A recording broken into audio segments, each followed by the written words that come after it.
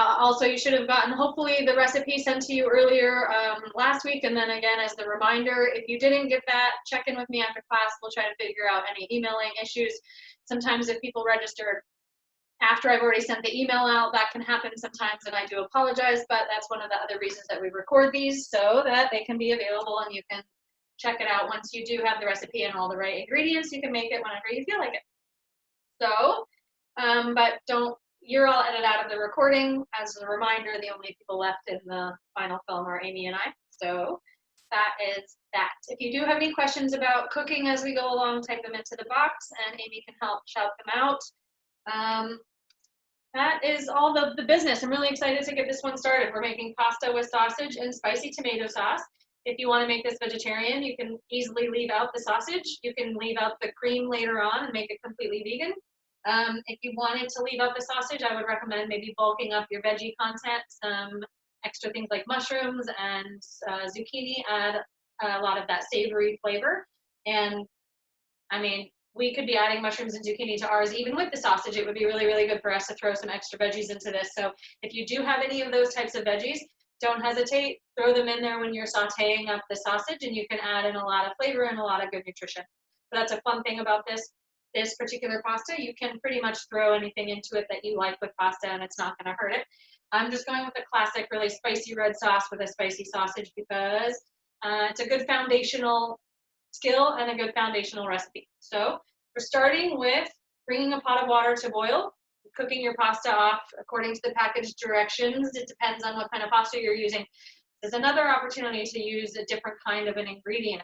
We've talked about before, like alternative pastas in different workshops, and I think maybe here I've tried lentil pasta that works out really well. There's all different kinds of things that you can substitute.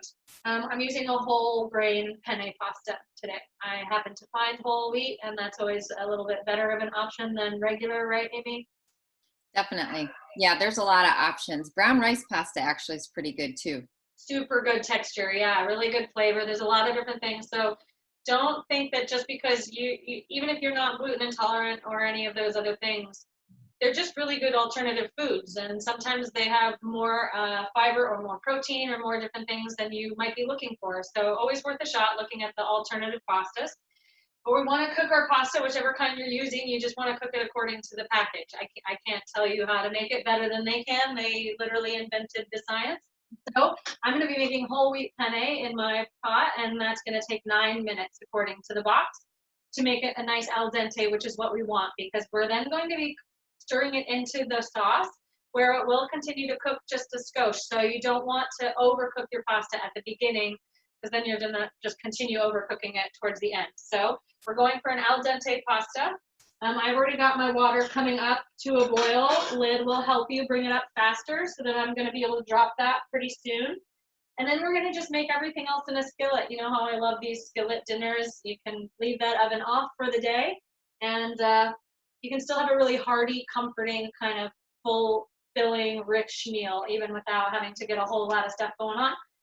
So once our pasta is cooking, we're going to deal with a little bit of prep. We don't really have much prep to do in this recipe. I've got some garlic to chop and some things to measure out, which is awesome. It's very simple to throw this one together. We're going to saute our sausage, separate that out, then saute some garlic and some chili flakes, cook down and thicken our sauce with some, I'm using chicken stock. You can use vegetable stock. You can use white wine. You can use red wine. You can have fun with that. We just want to add a little bit of liquid that has some sort of flavor to it, not just plain water. Using a little bit of your pasta water, though, will always help. That is a classic old Italian lady trick, and it is one that has lasted through the eons because it works. Putting a ladle full of your pasta water into whatever sauce you're making goes a long way. So we're going to try to remember to do that towards the end also. This is a from-scratch tomato sauce. We're going to be bringing this up with just ripe tomatoes. If you have canned diced tomatoes, that's fine. Just drain out as much of the water as you possibly can. And if you do have regular tomatoes, I didn't dice a pound and a half of tomatoes by hand. You don't have to do that. I used my chopper in the food processor. If you have like a Ninja chopper, or you have what are those things called from the 90s, a splat chop, or even a blender. Just as long as you're not making it completely liquid, you're just trying to pulse it to get like a rough chop diced tomato puree. And then I drained out about 50% of the water that came out of the tomatoes. I just poured it through a sieve so that I'm dealing with more of the whole tomato itself and not as much of a watery sauce. Because we don't want this to be a super thin tomato sauce. We want it to really stick to our pasta. But we want it to have this really natural, good, fresh tomato flavor, which it goes a long way to making a fresh sauce from scratch. If you can get your hands on some fresh tomatoes, they are in season right now. They are delicious right now, whether from the farmer's market or the supermarket. This is a great way to do it, but you don't have to go through and dice every single tomato. That becomes quite tedious. So if you have a food processor or a chopper or a blender or anything like that, just kind of buzz it a couple times through. We call it pulse the machine, and then loose chop. That's all we're looking for here on the tomatoes. I've got some torn basil leaves. They are from a basil bunch that I bought maybe a few days earlier than I should have, but even if they're just a little bit brown, they're still good. It's still usable basil. And they're a little wilty, but they're going to add a lot of flavor, so I'm just going to leave that to the side. It's going in at the very, very end. We are thickening this sauce with flour. It's sort of like a quick homemade roux into the sauce as it's cooking. If you wanted to use an alternative flour, like if you're using an alternative pasta, you could absolutely use rice flour or one of those one-for-one gluten-free mixes and use that instead, and then you can have an entirely gluten-free version of this dish. But having a thicker bit of a sauce really goes a long way, so you don't really want to skip that step. All right, so I think we're going to get started. Once we get started, we're just kind of flow right through the whole thing. So first thing I want to do is finish any prep. Can I ask you a quick question? Please. I know that you've told me this before. Why is it that chefs like to put salt in the water for pasta? It flavors the food, which is always good, because if you can get a little bit of seasoning into the food at its like base level before it gets all the way cooked, then it's more like impregnated into the food, and it helps them from sticking. A lot of people think that putting olive oil in the pot will do that. That doesn't do that. The oil just floats on the top of water. That's just how that works. But the salt actually does help keep your pasta from sticking. So a little bit goes a long way. You don't need a ton, although some chefs really do swear by having like their cooking water as salty as the sea. I think maybe about a tablespoon in a big pot of boiling water is enough to help do the job that you want it to do. But it does. Yeah, because you know what, I've never used salt in my water because I was always like, oh, sodium's not great for you. And then I looked it up and I saw that really only about 3% of the sodium is absorbed into the pasta. So unless you're putting a half a cup of salt in your pot, it's probably not going to make a very huge difference when you're cooking up a whole pound of pasta. No, it doesn't absorb enough to make a really huge nutritional impact, but that 3% makes a difference in the way that it ends up tasting.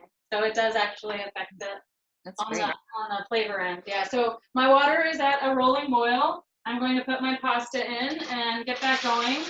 You want to, no matter what kind of pasta you're using, the rule always give it a stir right when you get it in there, just because it's going to want to stick together and it's going to want to stick to the bottom of the pot.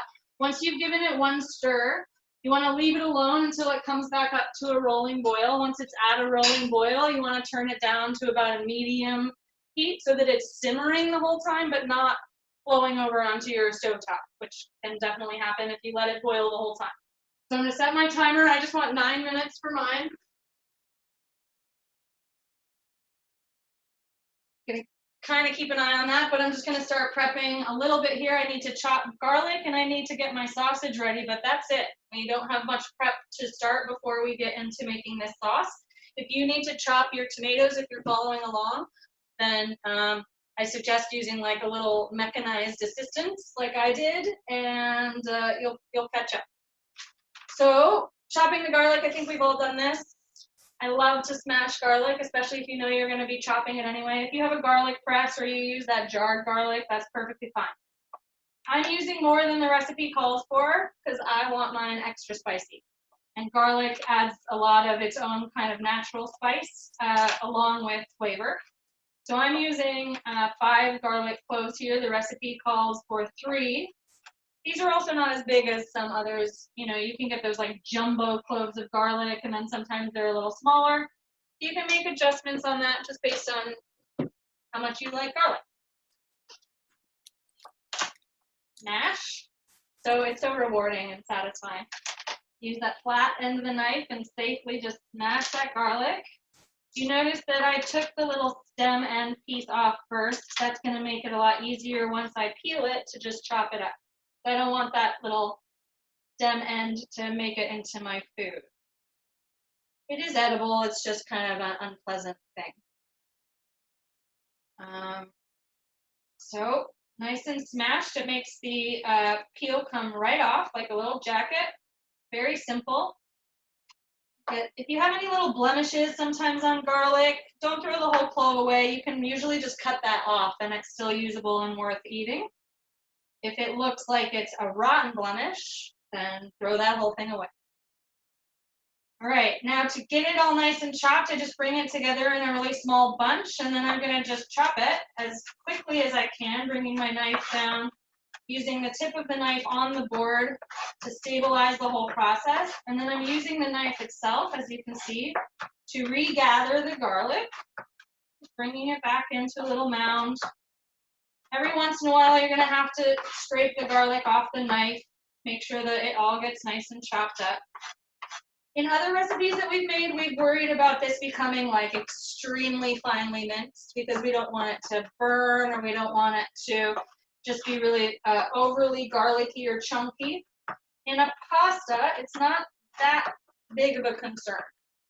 You still want the flavor to be balanced out well and spread throughout the dish, but we're not sauteing it or roasting it in the same way. And so for me, the more garlicky and kind of fresh and chunky that garlic is, the better. So I'm just going with a classic fine mince.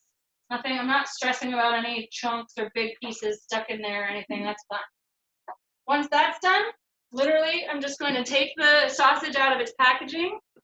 If you're using a sausage that came in a casing, which is the actual outer skin that sausage is wrapped in, you want to remove it from that. We're cooking the sausage as loose sausage. And if you have a sausage that is already pre-cooked, some of those Italian sausages come like cooked and all you're doing is heating them up, then you would probably want to slice that and reserve it till the end and toss it in at the end and just let it get hot. But hopefully you've got some raw sausage and we're going to saute that up. Mine is loose, I believe. Oh no, it is in a casing. So I'm going to just squeeze it out of that, and I'll show you how we do that. Get my garlic out of the way.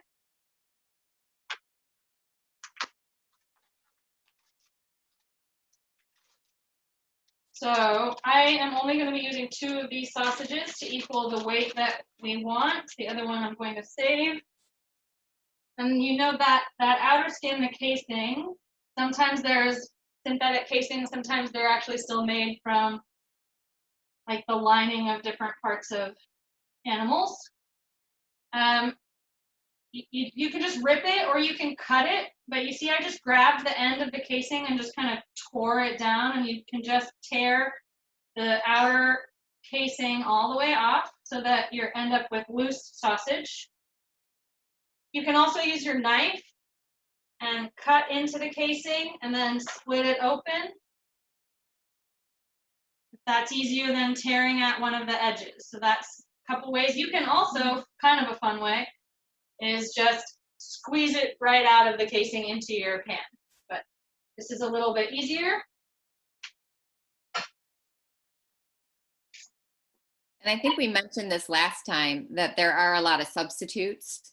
Yes. So if you don't eat sausage, or if you're concerned about the saturated fat, you could certainly choose like turkey or chicken sausage.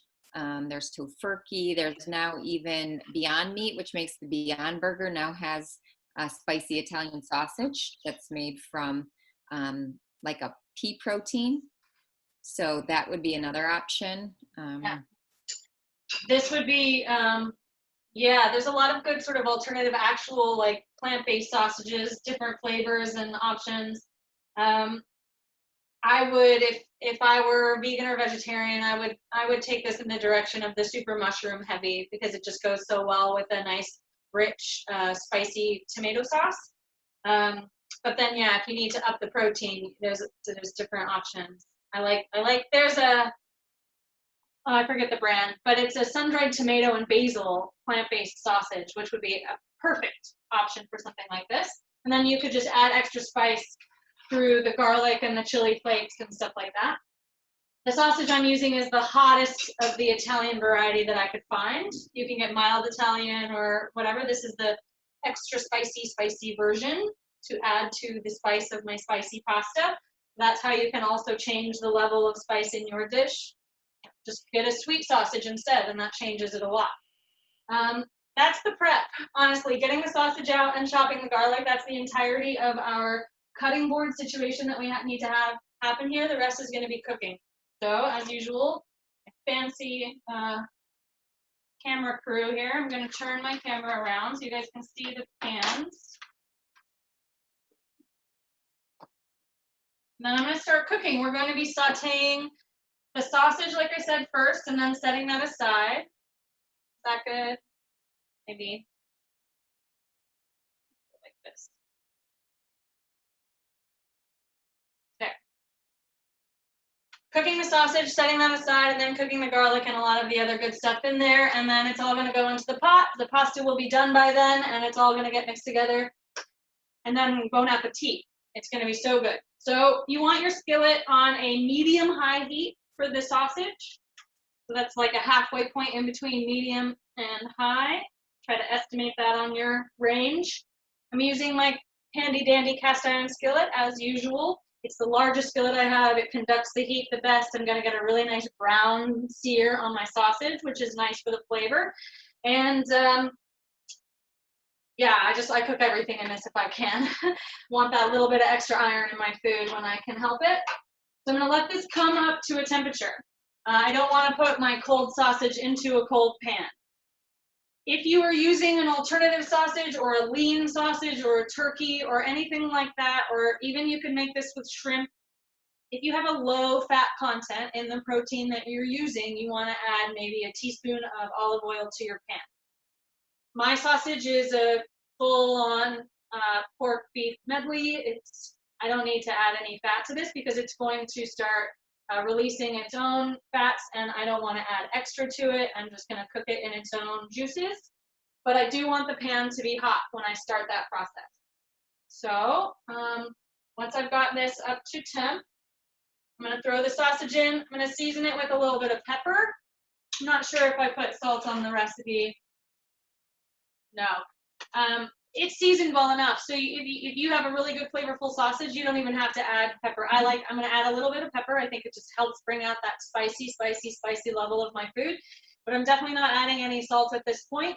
The sausage, again, has some of it in itself. And I've got some working in the pasta. We're going to have some coming into this later on in the rest of the sauce. If you're adding cheese, that's a little bit of salt. So I'm being careful on how much I add at this point in the recipe.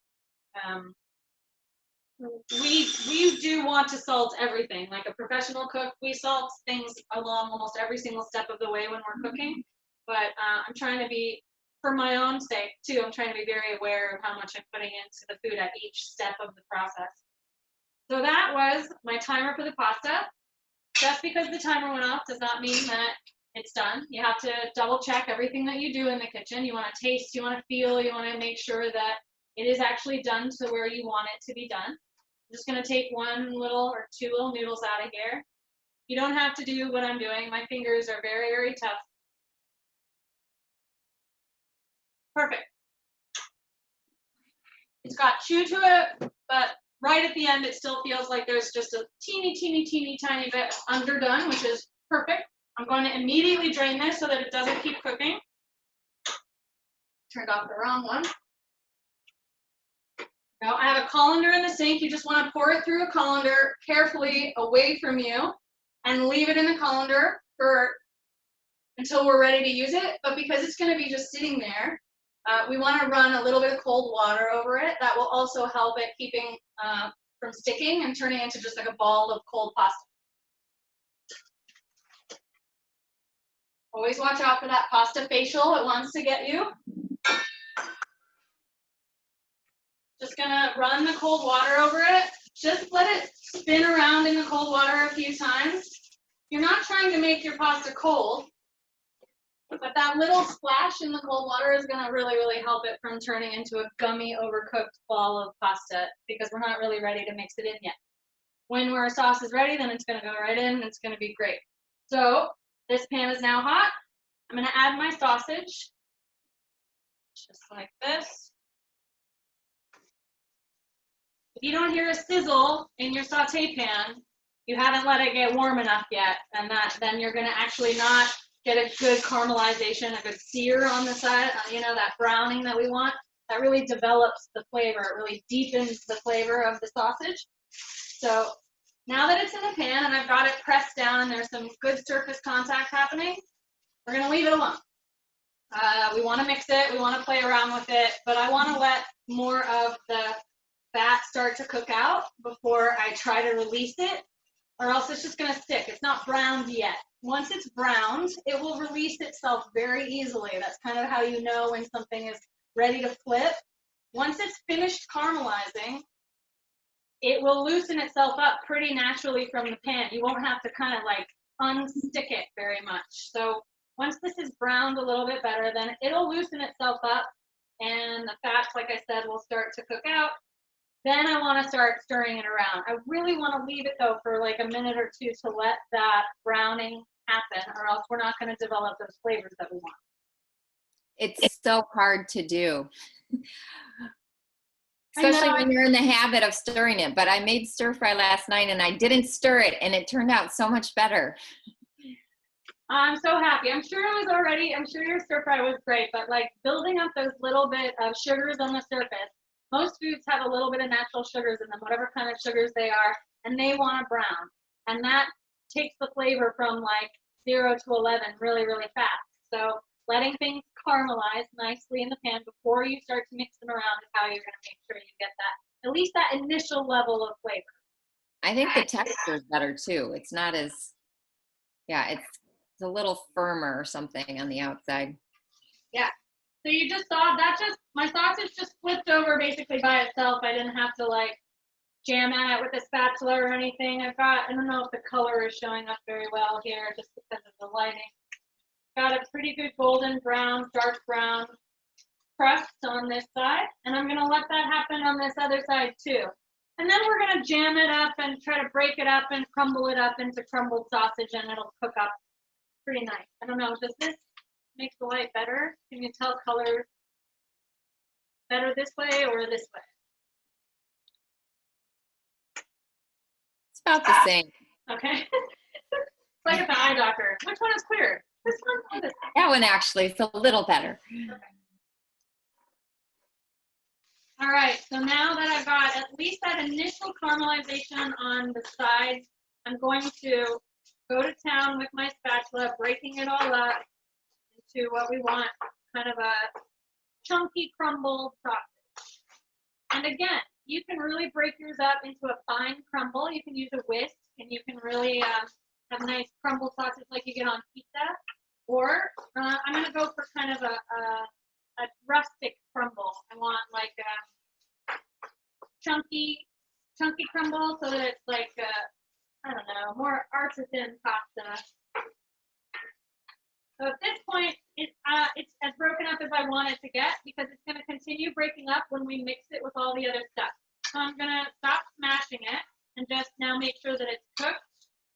So you want to make sure that it gets cooked all the way through.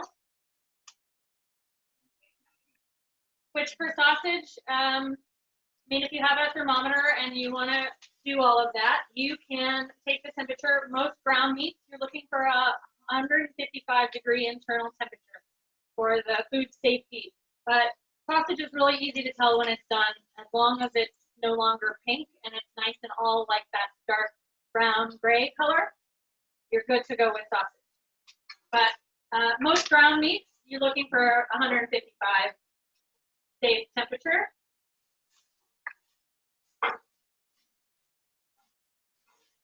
Now this sausage is very spicy. I can tell because there's a lot of red flakes and red pepper coming. Once I break it up, I can really see all the pepper flakes. I can smell how spicy it is because it's starting to actually kind of like tickle my sinuses, which is fantastic. I'm also developing a fond. You can see that I'm getting a little bit of a browning and some sticking happening to the bottom of my pan. We all know, or if you have taken class with me before, you know that this is the magic happening right here. That fond, the F-O-N-D, that stuff stuck to the bottom of the pan is all of the flavor and the love that we want into our sauce. So don't worry about it. Just don't let it burn. So if you need to adjust and play with your temperature a little bit, you can absolutely do that. If your sausage is not releasing like as much fat as you would want it to keep it from sticking, then you could add like I said, maybe a teaspoon or a half a teaspoon of olive oil would be great. It would add a really good flavor to this dish. Mine is it's pulling out just enough of the fat that it's itself not burning or sticking, and that's all I need to happen. All right, mine is cooked. You can tell that it's cooked through because the very biggest chunks that I have, look at the biggest chunk and make sure that that one is cooked through well. Because if the biggest piece is cooked through, then you know all the other smaller pieces are done. All right, I'm going to turn this heat off just for a second.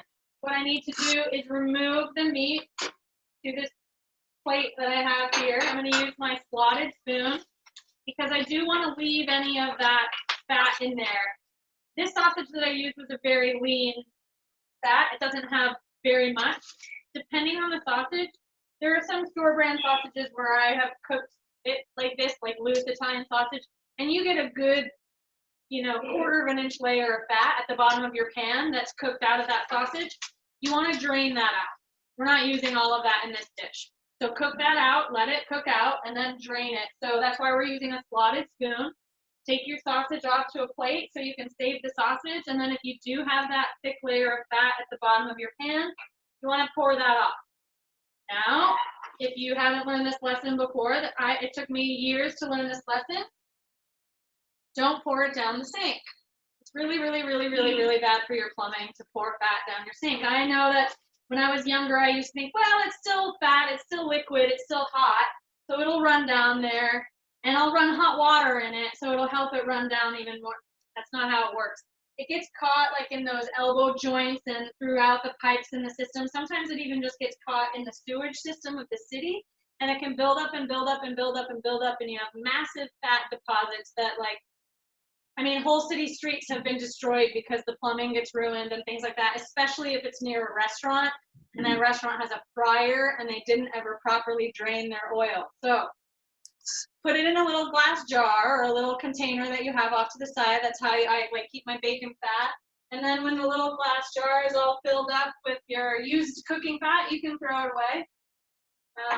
Put like a lid on it and throw it in the trash, and then it's not going to hurt the plumbing or the environment or your kitchen system, because it can really shut down a plumbing system fast if you put too much fat down your drain. So it's just a quick random cooking lesson there.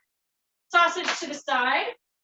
I don't have to drain off very much fat. It's not even like enough to drip around the pan, so I'm just going to leave it. But I am going to leave that fond, all those bits of love that we created, I want in this sauce. So now we move on to the next step. I want to get this pan back on. The wrong one. There we go.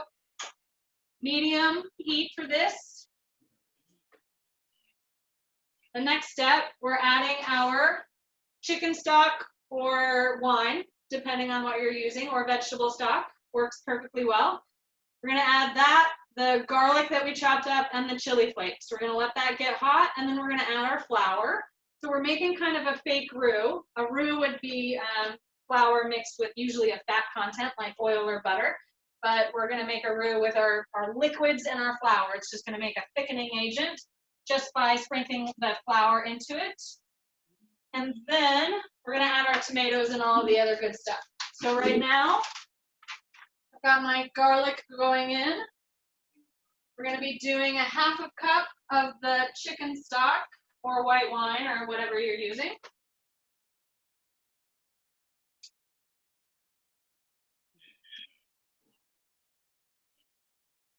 And I know we've talked about this every time we use broth, but looking for the lower sodium version is always a great idea, just to Huge. cut back on some of the salt.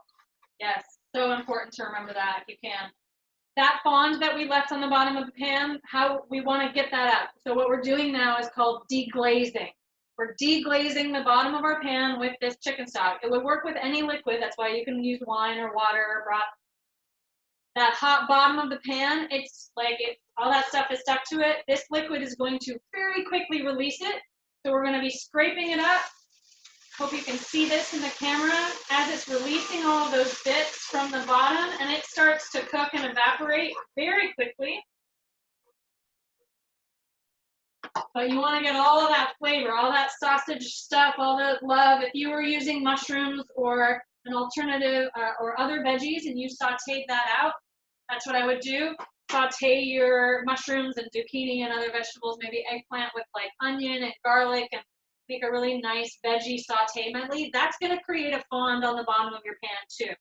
And that fond you can deglaze and create a lot of rich flavor in your sauce. It'll be a really, really, really strong, hearty veggie flavor. So you can do the exact same process with a veggie fond as you do with a meat fond. So this chicken stock, I don't want it to cook all the way off. So we want to add our flour. It's just a half a tablespoon of flour. Just going to measure my tablespoon here, just a half full. And then you want to sprinkle it all the way over, all the liquid, whisking as you do it. If you just poured it in there and like walked away, you would have a odd tasting dumpling. You need to whisk that flour in immediately so that it doesn't turn into a cooked thick little dumpling.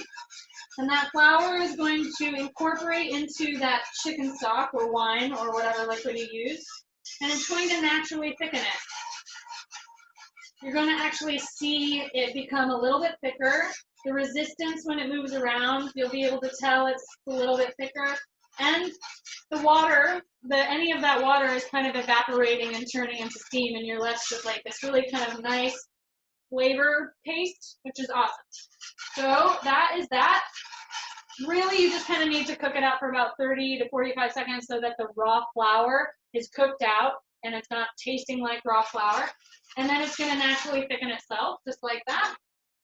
So Julia, can I ask you, so you're able to put flour just in a hot pan like that, but like if with the cornstarch, you have to mix it with water first, is that right? Yes, absolutely. If you just put cornstarch, it wouldn't incorporate into this sauce. You kind of need to break it down first. It's such an interesting texture, cornstarch. It's like it's cornstarch, but it's also got this like squeakiness to it, right? It'll actually just kind of sit on the surface of your liquid. It won't absorb into it as well, but combining it with water first is what gets it to be able to absorb into other things. Flour, it's more of a thing that cooks, so it'll cook into the food a little bit differently. You can absolutely also make a roux on the side. Make a flour and oil or a flour and butter or even a flour and water roux on the side, and then pour that into your sauce. This one is just sort of an easy, quick, shortcut process. Yeah, you don't have to do it that way though, so that's good to know. Yeah, this works just fine. I've got a nice thickened paste here that's going to thicken the rest of the sauce, and the rest of the sauce is being created by all those chopped tomatoes that we made, pretty much. So I'm going to get that in here. That all mixed up with our thickened chicken stock, garlic flavor medley. I have got this on a medium heat. And then what have we got next? We're going to add the cream and our sausage right back into this pot. I kind of want to make sure that my tomatoes are really well incorporated into all of that flavor stuff first. This is the sauce. So get that all mixed in. That's going to flavor everything. At this point, I am going to add a teeny tiny pinch of salt and pepper. Tomatoes always want a teeny tiny bit of seasoning. That just makes them taste even like more of the delicious tomato that they are. Well, and you do it like this too at home. You're controlling how much you put in, right? Oftentimes, if you look at the spaghetti or pasta sauce, they have quite a bit of salt and actually oftentimes added sugar. So tomatoes have natural sugar. So yes, of course, it's going to have sugar in just about any tomato sauce that you pick up, right? But look for that added sugar line to see if they've added any, or you can look in the ingredients too to see. Totally. So I messed up and didn't put the chili flakes in when I was cooking out the garlic and the chicken stock, but that is perfectly fine. I'm going to put them in now. The recipe calls for a half a teaspoon. I'm going with a full teaspoon. You like it hot. I really, really like it hot. Yeah, I really like spicy food. So that is definitely, again, a personal preference. You get more vitamin A and more vitamin C that way. So awesome. That's my excuse. I do it for the nutrients. And with the more vitamin C, you get more iron too. So there you go. Yes. Yeah, see, no, that is great. This is awesome. Plus, if you're having a little like allergies, which I know are happening to a lot of people right now, this will definitely clear up your sinuses. All right, so I don't want the tomatoes, like we said, tomatoes do have natural sugars in them. You don't want those to burn. So you do need to make sure that you're stirring and adjusting the temperature accordingly, because there's not a lot of extra liquid in this sauce. It's just the tomatoes, and the more you leave them, they will actually start to stick and burn to the bottom of your pot, just like anything else with a little bit of sugar in it. So you need to kind of occasionally stir it out. I've got those pepper flakes in there now. I couldn't find cream this week at the store. I got half and half. That's going to be fine. If you have whole milk, that's fine. If you want to leave this step out, also fine. I'm a very accommodating teacher. You can kind of do it how you like it. I'm doing a half and half. Half and half will be a lot less milk fat. Heavy cream is about 36%, where half and half is anywhere between about 10 to 18%. So if you're concerned with saturated fat, it maybe not be as thick of a sauce or as creamy, but certainly delicious. Yeah. I didn't even really think about that. And half and half, if that makes a big difference nutritionally, and it's still extremely creamy. So you can have a really nice treat, but also really limit the amount of some of those fats if that's a concern, for sure. But then another thing is half and half is really just cream and milk. So if you just have cream and you don't want to use just cream, you can combine some milk in there too. So lighten it up a little bit. Yeah, I can't tell you how many catering events I worked where guests would ask for half and half. I'm so sorry we don't have that, but we do have milk and cream. Would you like me to make you some? No, I just want half and half. Okay. I will measure 50-50, I promise. It'll be half and half. I think a lot of people don't know that that's what it is. Mm-hmm. And that's fine. So well, it's fat-free half and half. It's just, it may not be the best option. It tends to have corn syrup added, but that's where like knowing your own health issues is important, right? So if you're worried about heart disease more than diabetes, maybe you do go with the fat-free half and half. But if you're concerned with blood sugar, then you might want to avoid the half and half that's fat-free.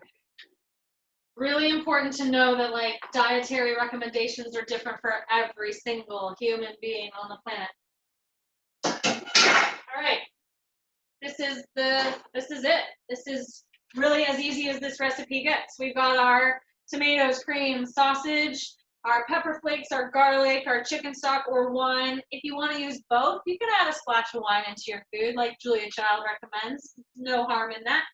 And we're going to be putting in our basil and our pasta, and this dish is done. Very exciting, very quick, like ridiculously quick. We're nowhere near the full hour. If you have your meal prep in mind for the week, you can always cook a big batch of pasta and run it through cold water completely, let it cool down to room temperature, and then put it in a Ziploc bag in your fridge. It lasts for a good 3 to 4 days, and you can put cooked pasta in a lot of different kinds of things like this, or in a pasta salad, or in a regular salad, maybe mixed with some other whole grains and beans. There's a lot of different things you could do. So if you wanted to, as part of your meal prep, have pasta done for the week, then all you've got to do is, like, in about 20 minutes, you have dinner thrown together in one dish, my favorite kind of dinner, a one-dish dinner. And you can really change this to your liking in terms of how much garlic, how much spice. If you want to add other herbs, oregano would be really classic and Italian and delicious to add to this. Like I said, I'm just going to be adding the basil because I think that that's going to add a little bit of natural sweetness and that really good basil-y flavor, which goes great. Putting in all my pasta now. And I'm going to carefully stir it. This is when it gets messy. This is when you have pasta going all over the stove top and stuff. So kind of toss it carefully like you would a salad. I'm using 2 of my wooden spatulas here. And I'm just going to gently fold the sauce over the pasta. I find that stirring it becomes a disaster. You're going to end up with half of it on your shirt. Or maybe that's just me. Maybe I'm just not very good at this. I get too excited. But this is how I like to do it so that it's a good incorporation. You're getting all of the sauce from down below up onto the pasta. We're not done cooking this though. This is still on a medium heat for me. I want it to become a little bit thicker by absorbing some of the starch on the surface of the pasta. And I threw away the pasta water because I'm not a good classic Italian grandmother. I forgot about it until just now. Yeah. I usually take that ladleful out beforehand, but I am not Italian, nor my grandmother, and I think that you have to be one or both of those things. No. Try to remember that, though, and I know that's not written on the recipe, but it does really go a long way in pasta dishes when you're picking up the pasta stovetop like this. That little bit of the pasta water has a lot of the pasta starch in it, and that starch helps the sauce adhere to your pasta. And so then you get a much like stickier, goopier pasta, which we like when we want this to be a nice, hearty, comforting dish. I'm just going to let this keep cooking down until the majority of what I would call like tomato water is cooked out. And you can tell that by like pulling some of the pasta to the side. And if what's left over is sort of a thicker, creamier liquid and that's all that's left, then you're good to go. If you pull your pasta to the side and it looks like, well, just like a lot of water is still coming out from the bottom, then you want to let it go for maybe another 5 minutes or so. The most important thing here is tasting it. If it doesn't taste right now, this is when you fix it. The basil is going in. This is going to add a little bit of that sweetness. So after this, we'll taste it and make sure that all of our flavors are balanced, our spicy, our savory, our sweet, you know, all the saltiness. We want to make sure that everything is nice and balanced before we stop cooking. Because if it's not, this is when we can fix it. So I'm just going to carefully take a little piece of noodle with a little piece of sausage so that I'm getting a little of it all. Make sure that it's all really well incorporated. Excuse me.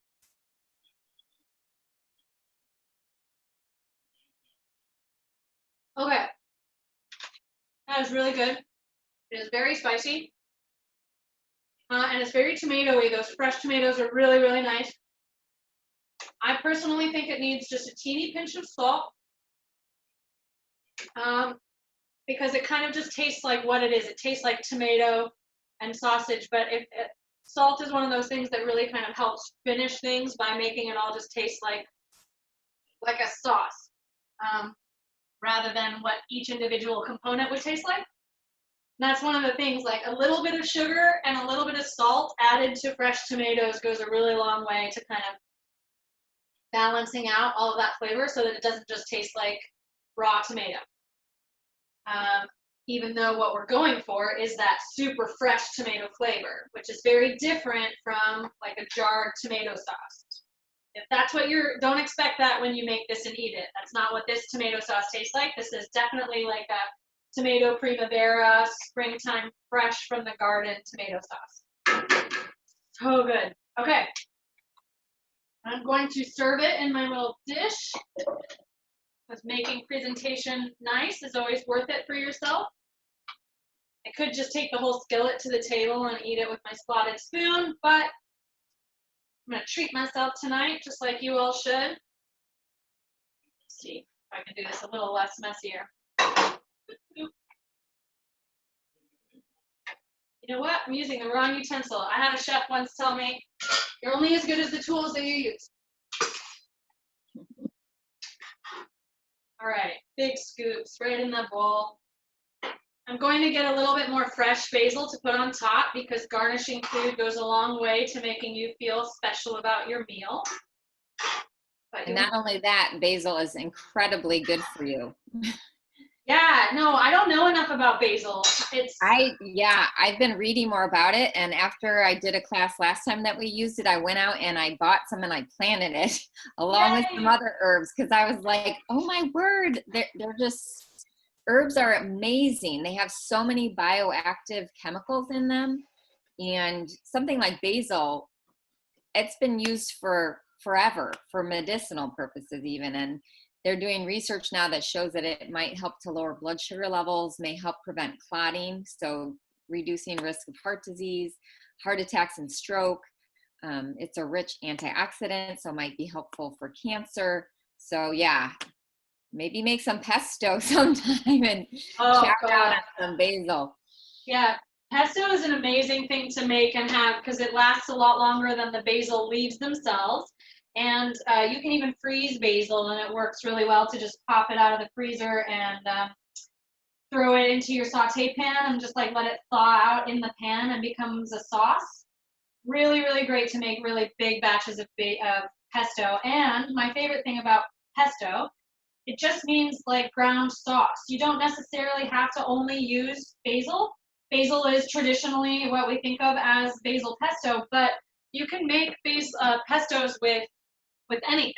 So making a combination of like a basil parsley pesto, then you're getting even more different nutrients, and it helps keep it bright green. Parsley has that effect on things. And you can make, I like making arugula pesto because I don't really like eating arugula raw. It's a little too bitter for me. I have that weird super tasting thing going on. So, but if I make a sauce out of it and incorporate that into other food, then I can eat it, and it's a lot more palatable for me. And arugula pesto is a great thing. You can also freeze that. I make it in an ice cube tray. I freeze it in an ice cube tray so I can have individual portions for different dishes. You can use it in marinade. You can use it in sauces, on pizza, so many different things. That's one of my favorites. Yeah. So I'm going to show you really quick how to chiffonade basil. This is a fancy culinary school thing. You can tell your friends at the next party. Chiffonade, Chiffonade, means very skinny strips. We're going to be making those fun little strips that you see sometimes garnishing your food. So to do that with basil, we want to stack our leaves. So you find the biggest leaves, and then you stack according to size, basically, and you get them into a nice little bundle. And then we're going to roll that bundle up into like a little tube, little cigar. Roll it up from one side to the other. So you've got just this little roll of basil leaves. And then carefully, with your knife tip on the board, you're going to just go down in very fine little strips. You're just cutting this very, very thin. And then what you get are those lovely little strings of herbs. It's called chiffonade. And it looks really pretty on top of food. If you have a dull knife and you try to chiffonade your herbs, you're going to make black herbs. You end up bruising the leaves. They're very sensitive. You don't want to bruise these delicate leaves, so you need a sharp knife to do this kind of stuff. But I definitely recommend having at least one good sharp chef's knife in your repertoire, in your arsenal, and then you can do amazing things like this. So you've got this beautiful little bunch. You just kind of sprinkle it across. Just makes it look a lot more interesting, and then each bite's going to get a little bit of extra sweet basil in it. That is it. Really straightforward dish, but gosh, is it hearty and comforting and rewarding because it's fresh, and you can make so many substitutions for this. So if anybody does have any questions about could you use this or that or the other, please ask away. I have a couple of questions. It does look delicious. There's a question about basils and do they hold the same properties? And it says, I know there are different types of basils out there. Yeah, there's actually over 40 different cultivars that have been used, and they do, I think, have slightly different properties. And because I know the bioactive compounds, the flavonoids in there differ based on the cultivar that it is, but overall, I think generally they work as anti-inflammatories, but the specific compound may look a little bit different. That's super interesting. I would think also because, well, it seems like such a childish way of saying it, but vegetables and plants that are different colors have different nutrients in them. So we're looking at opal basil, for example, which is that deep red purple basil, would have a different kind of certain nutrients that would be different than the green basil. Definitely. Definitely. I didn't even know there was such a thing as purple basil till I was reading about this, but yes, try it. If you see it, when you see it, it's out. It's in California a lot. Once basil starts to come into season, then you can get green basil, Thai basil, opal basil, spicy basil. Like there's baby basil. There's a lot of different kinds of basils out there. And if you go, well, obviously farmers markets has lots of wide assortments of those herbs, but also some of the other stores have variety, but honestly, if you want to try some of the most unique and different herbs that you're not used to seeing at your normal, like, let's say Ralph's, go to like the HK Superstore or some of those other Asian markets. Like I know on the west side, there's the Nijia supermarket near Centinela and Washington. That's a great one. Any of the supermarkets around town that are going to have a lot more of the Asian produce, they're going to have a lot more variety when it comes to herbs.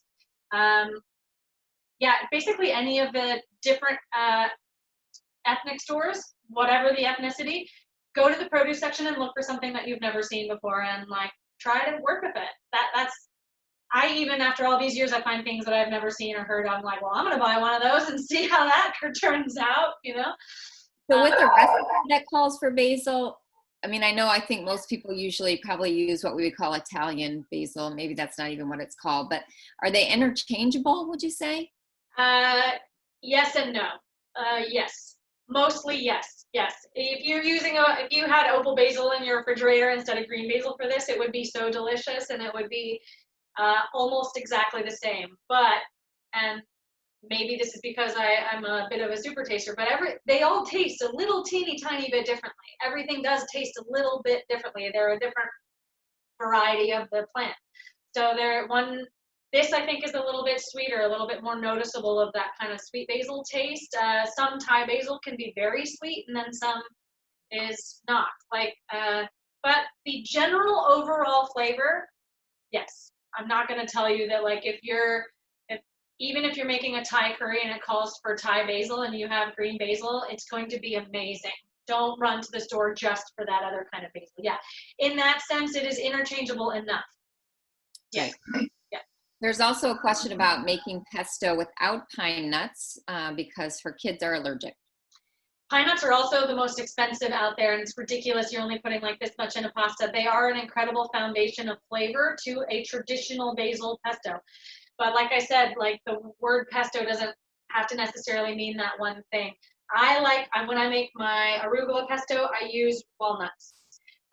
There is a really wonderful pesto made with almonds. You can make a toasted almond pesto. What else goes really well with basil, though? I would say, well, like a walnut basil pesto would be fantastic. That would be a really great combination if you do want to incorporate another nut. I like basil pesto with just garlic, lemon, Parmesan, and basil. You don't have to have nuts because oftentimes if you're allergic to one nut, you're allergic to a lot of nuts. Yeah, any tree nuts might be an issue, or the plant might be processing pine nuts, and so you might not want to risk that. That basil pesto, especially basil pesto, because it has so much of that delicious basil flavor. If you're using a good amount of garlic and lemon, and if you can eat dairy and have that Parmesan, you're going to have a delicious pesto even without the pine nuts. You're not going to be missing out. It's a great source of flavor in pesto, but don't not eat pesto just because of the nuts. If you can eat other nuts, then almonds and walnuts are a really great substitution. Then you can get completely out of the box of like Italian cooking completely. I really like making pesto with parsley and arugula and basil. And I use toasted pepitas, the like pumpkin seeds, and then you can add lime juice instead and some chili flakes, and you've got kind of a southwestern pesto going on. Goes really great with fish. because pepitas, like toasted pepitas, those seeds are a really great coating or a garnish with fish especially. That's another thing. I mean, this is a total offshoot, but I want to tell you while it's in my head. A lot of people like to bread things. I really like to bread things. It gives you texture, it gives you flavor. I like a coated fish. Think about using nuts instead. If you can eat nuts, if nuts are good in your allergy spectrum, then grind up some almonds, some pepitas, some seeds, and some nuts, and make like a bread coating out of that and coat your fish. Oh my God, people. Incredible. So there's a lot of things that you can do that are sort of different than the normal tradition, but going to be And just you get more nutrition from a nut than you do just some breadcrumbs. yeah, sure, a lot more. Yeah. So there's a good way to use different things like that, just while not, we've got different nuts on the brain and while we're thinking about that. But yeah, don't hesitate to make a pesto without any nuts in general. But if you're looking for an alternate, I recommend the walnuts or the almonds, but toast them first. So there's a question about tips. Sorry, the sun's coming in. Tips for trying new vegetables and herbs if you've not used them before. It's a really good question. Honestly, I would try to source some information that seems like it would be good for you. Like it's as easy as Googling what can I make with eggplant. If you've never used little Japanese eggplant, just look up recipes using Japanese eggplant and then narrow it down very, very meticulously to a recipe that is rated the highest out of the most reviews. So if it's been reviewed one time and it's got 5 stars, that was the person who wrote the recipe trying to boost their numbers, and that's cool. If it's been made 200 times and reviewed 200 times and it's still somewhere between the 4.5 and 5-star rating, then that recipe is probably going to be worth trying. And always, I know Amy has pointed this out, this is such a great pointer, just scroll down to the bottom and look at some of the comments. If every single comment is something like, this was good, but I had to change this, this, this, this, and this. This was great, but I substituted this, this, this, and this. It might not be the best recipe because everybody's changing it, but that also might give you an idea of the kind of substitutions you might need to make. I was looking up recipes the other day on, I really like Epicurious, New York Times, Cooks Illustrated. There's some different sites that I prefer over others just because they are the most used. And so I know that they've been tried and tested.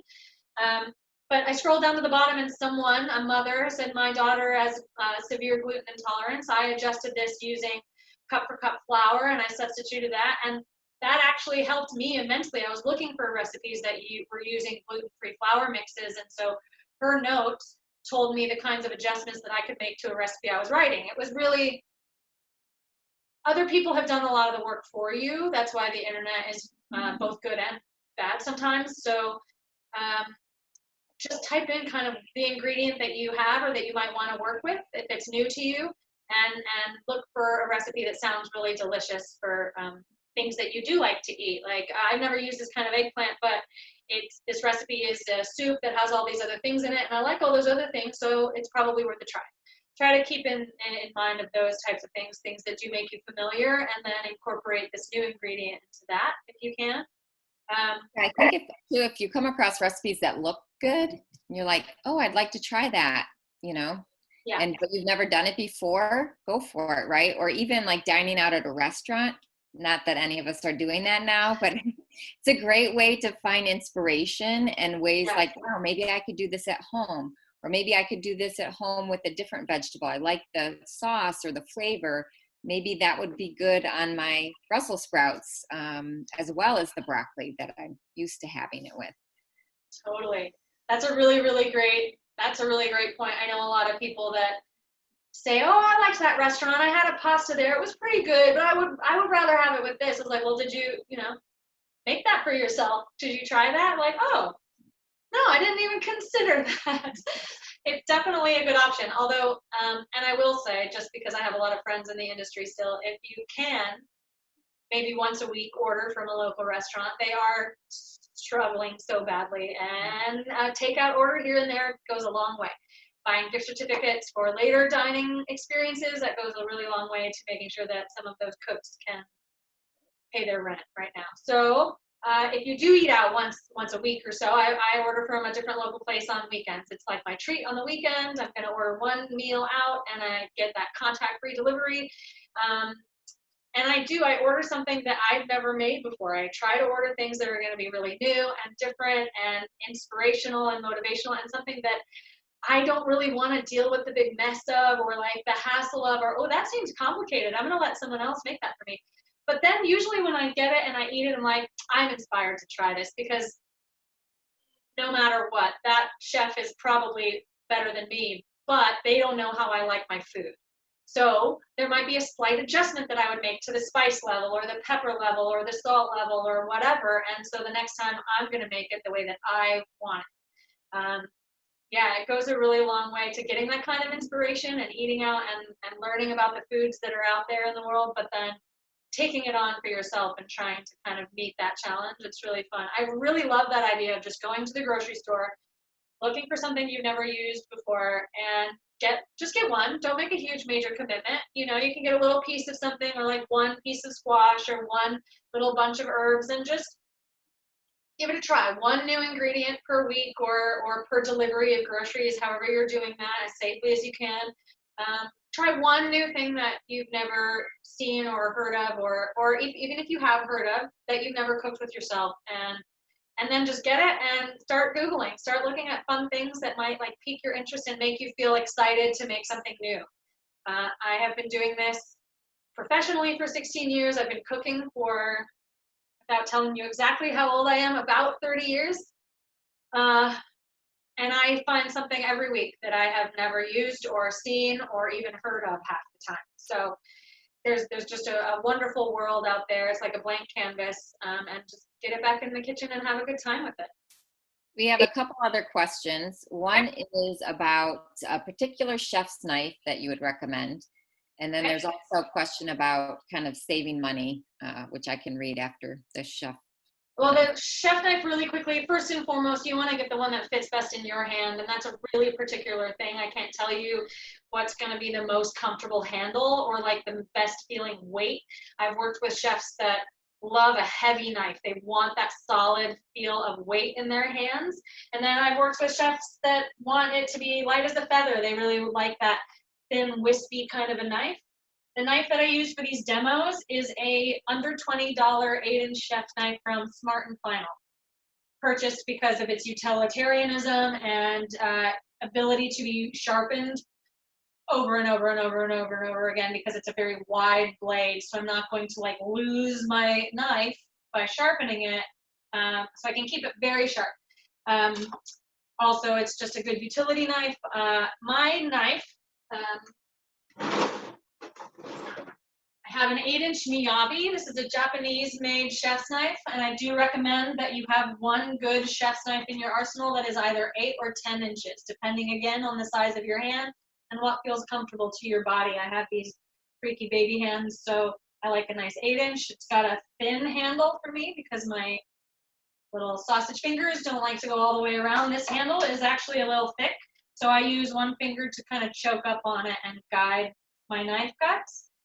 This one, I don't have to do that. This cost me, when I bought it, I think about $180, somewhere in that range. It's not the most expensive. Miyabi makes really affordable, good quality knives. The most important thing and the most important difference between these two, and why this is worth so much more money, not just costs more money, but it's actually worth more money, because this metal tine, the blade of the knife, goes all the way through the handle. Can you see that? That it is one solid piece of metal all the way to the extent of the handle. This goes into the handle and ends here, a short little stub of a piece of metal, and the rest is glued in to hold it. It's just poorer quality, poorer craftsmanship. The strength of this knife is more durable. So whether you get this brand or another chef's brand, please, I'm not like brand loyal, it should fit in your hand the best. You should go to a store. This is why it's difficult right now, because you can't really go to a lot of these stores right now. But feeling how it feels in your hand, gripping it, moving it. At Sur La Table, they actually will give you a cutting board and a carrot So you can practice using the knife before you spend a lot of money on it. And I really highly recommend doing that. Even if you don't buy the knife from Sur La Table, go and try out a bunch of knives and then get a feel for how they work in your hand, get a feel for how the handle feels, because that's going to be different for every single person. You can't really get, like, you want a really, really, really good knife, you're going to be spending, you know, about $100 or more. There are knives out there that are artisanally crafted in Japan, and they go for $750. You don't need that knife. I guarantee you don't need that knife. But if you want to go a little bit better, a little bit more secure, a little longer lasting than the $20 Spartan Final knife, the Miyabi brand is a really great one. There's a lot of other brands that fit into this general price range, like Wushof, and then another German company. And then there's this, which is literally just called Chef. It's just called Chef Cutlery. I got this in culinary school. I've had this for the last 16 years. Still a beautiful knife, as long as you keep your stuff really, really sharp and well honed. This is my 10-inch. I just use that for like carving or slicing really big objects, getting through a big butternut squash, stuff like that, that you want a good solid cut for. But if you just have one, I would stick with the smaller. The 8-inch is a little bit more maneuverable. You can use it sort of more like an extension of your arm. So an 8-inch chef knife, I recommend a really good bread knife, a serrated knife. You can get these on Amazon for about $12, and that's what I recommend doing. I don't recommend spending a lot of money on a serrated knife because you cannot sharpen them over and over and over and over again. Some sharpeners are willing to help you get these teeth a little bit sharp, but after maybe 1 or 2 times of doing that, you can't keep doing it. You're going to be wearing away the knife until there's nothing left. So serrated knives are unfortunately a little bit what do you call that? You kind of disposable. So get a good one. This is good. This will last me about, I mean, I use it a lot. So about 6 months to 8 months before I want to think about it being sharper. And then maybe after a year, I'll get another one on Amazon. So don't worry about spending a ton of money on a good serrated knife, but you do want to have one in your arsenal. And then the only other one that I would recommend, let's see if I have it here, it's just a really good paring knife. The sharper, the better. If it's kind of a long one, that's okay. I can't find it right now. I think it's in my dish situation. Oh, yes. So a good paring knife. Usually they're just about 3 inches long. And that is the 3rd most used knife that I can recommend. So a chef's knife, a serrated knife, and a paring knife. And you can see that mine, my favorites here, none of them are the same brand. This is my Miyabi Japanese knife. This is my cheap Amazon Smart and Final brand serrated knife. And then this was my Chef's Cutlery brand culinary school paring knife, which to this day, after all these years, I still prefer this one. Just the handle, the straightness of the blade. It's really a very personal thing, getting knives and working with them. So as long as they fit into these general categories, these will be your most used, most utilitarian pieces of knife, but you got to try out what fits best for you after that. I really hope that that helps. What was the last question about like shopping trips? Oh, I think you're muted. Can you give some chef tips for shopping, meal prepping so we can save money? Also, tips on using leftovers creatively to stretch food and not waste. Good questions. Well, we could do like a whole hour about talking about this kind of stuff. So I'm just going to give you a couple of really surface level pieces of advice, but then you have my email. I'm on @UCLA Teaching Kitchen on Instagram. So we can continue the conversation about this because these are really important things.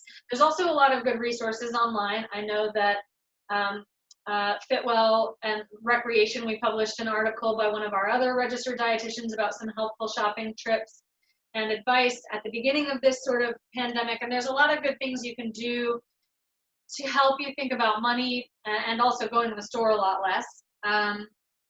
I would say, most importantly, when you're trying to think about budget, I start with protein just because protein is usually kind of what I'm trying to save the most on, and these days it can be the most expensive. So go to your protein section and immediately look for sales, immediately look for things that they're trying to sell quickly, not because it's bad, but because they have more to put out and they need to make room on the shelf. If it is something that has a sell-by date that's coming close, then maybe you realize that that's what you're going to have for dinner tonight. That's how I plan a lot of my meals and prep for the week. I go to that store one time a week and I check the protein and see, okay, 3 or 4 maybe discounted or on sale items. And even if it's not what I was thinking of having, or like, oh, you know what, I haven't really scallops. That's kind of an interesting one, but they're half off this week, so I'm going to go with that, and then go home and look up some fun recipes that you might be able to use with that. So stick with that. Looking at budget-friendly protein options is a really great way to start. Things that can be frozen, like turkey meats and chicken pieces, you can buy more of and then freeze, which is really helpful. And then thinking kind of outside of the animal protein box, just because a lot of plant-based proteins are usually a lot more cost-effective. So eating a lot of beans, eating a lot of different kinds of grains, lentils, things like that, that add a lot of protein into your food, then you're saving a lot of money as opposed to eating like a steak every single day, obviously, which would be through the roof price-wise. So, and then those kinds of recipes, actually things that incorporate a lot of plant-based foods, are really great for leftovers and meal prep. If you make a big batch of black beans at the beginning of the week, you don't have to make just black beans all week long. You have black beans you can use in your breakfast burritos. You can make chili the next day. You could make a bean salad for lunch one day, have that taco action one night. Think about things that go into a lot of different kinds of your favorite foods. When I'm doing my meal prep, I don't ever make like a whole meal and then I'm stuck eating that one thing for 4 days in a row. I roast a big batch of roasted broccoli, a bunch of roasted cauliflower, I make a big batch of brown rice, and maybe I just marinate a couple of chicken breasts. And so things are ready to go, but I can use them in lots of different ways throughout the week. That roasted broccoli, sometimes I just eat that straight because I really like it. Sometimes I'm going to make a Buddha bowl and like put it on top of a salad. Sometimes I'm going to chop it up and then add it to a stir fry at the end of the week. But it goes in a lot of different things if you just have it most of the way cooked off, and then all you have to do is kind of finish your meal to bring it all together. I know that that doesn't nearly come close to answering that question. That's such an in-depth question, but I really hope that that gives you a start to kind of how to think about when you go to the store. And then when you're doing your prep, don't make that full meal. Prep individual items that go really well in lots of different things, because then you're eating the same thing every day, but it doesn't feel like you're eating the same thing every day. I hope that that helps, and please reach out because I know there's a lot more to that question. Yeah, there's a lot. Yeah, there's a lot. You know, I was at an Asian market today, and you can often find cheaper produce, cheaper spices and herbs. Yes. You know, there's a place called Imperfect Produce where you can get produce that's pretty cheap. It doesn't look pristine, but is certainly nutritious and very edible and delicious. So yes, there's some good ways to save. You know, frozen vegetables, especially if it's out of season, they tend to be cheaper. Same thing with fruits. Buying in bulk, right? So buying a big thing of brown rice as opposed to little packets. Oh gosh, absolutely. Please, yeah. I see those little like microwave cups of rice. And I encourage people to eat rice, but that costs $1.50 or something for just one little portion when you can get like 40 portions of rice for, you know, $6. So definitely think about bulk, or think about how much you use stuff. Think about how long things last in the pantry. And I know that that's difficult, not knowing exactly what to have in your pantry all the time, or if the store is going to have what you need. But I think that's why sort of in this new world that we're living in for now, think about what's most important to your body. Think about like what's on sale. Think about how different things might go together in different ways. And then just fill in the gaps from that. Like I said, I start in the protein section and then I go to the produce section. And then after that, if I have ideas about like, oh, okay, these things put together are going to make a really good stir fry. Do I have enough soy sauce at home? Like kind of think along those ideas. You don't necessarily have to plan each recipe to a T, because half the time they're not going to have what you're looking for. So be ready to make those substitutions and compromises. And that's kind of the fun of cooking. It becomes more of an art form that way. Yeah, those are really, really great questions. I wish we could keep going. It is already 6:15. This was so fun. Like I said, if there's more questions, please don't hesitate. And if you made this tonight, I would love to see how it turned out or hear from you. If you make it another time, please let us know. Like I said, everyone should have my email, and I'm on UCLA Teaching Kitchen on Instagram. I'm the one handling the account, so if you message it, you're gonna get me. And yeah, we'll see you next week. Let's see, what did I have on the agenda next week? I can give you guys a little teaser of what I thought we would make. Oh, I'm kind of excited about this. This is a skill. We're gonna be making whole roasted chicken next week. And whole chicken, if not everybody eats meat, then it's a good process to think about roasting in general. But I'm gonna be giving you homework next week. I know not everybody's here anymore, so you guys get the advance warning.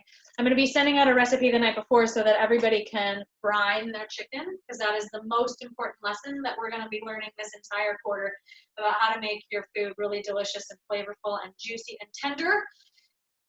Brining.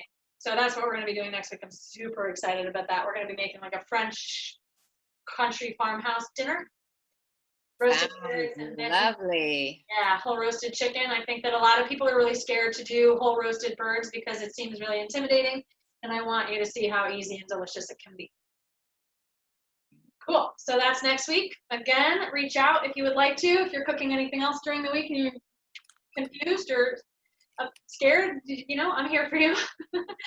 And yeah, I hope you guys had fun. This was a lot of fun for me. I'm gonna go take some pictures. So you'll see a final shot as usual on our Instagram account of what it looks like all close up and pretty. And then I'm going to eat it. I'm very excited. Sounds good. See you next time.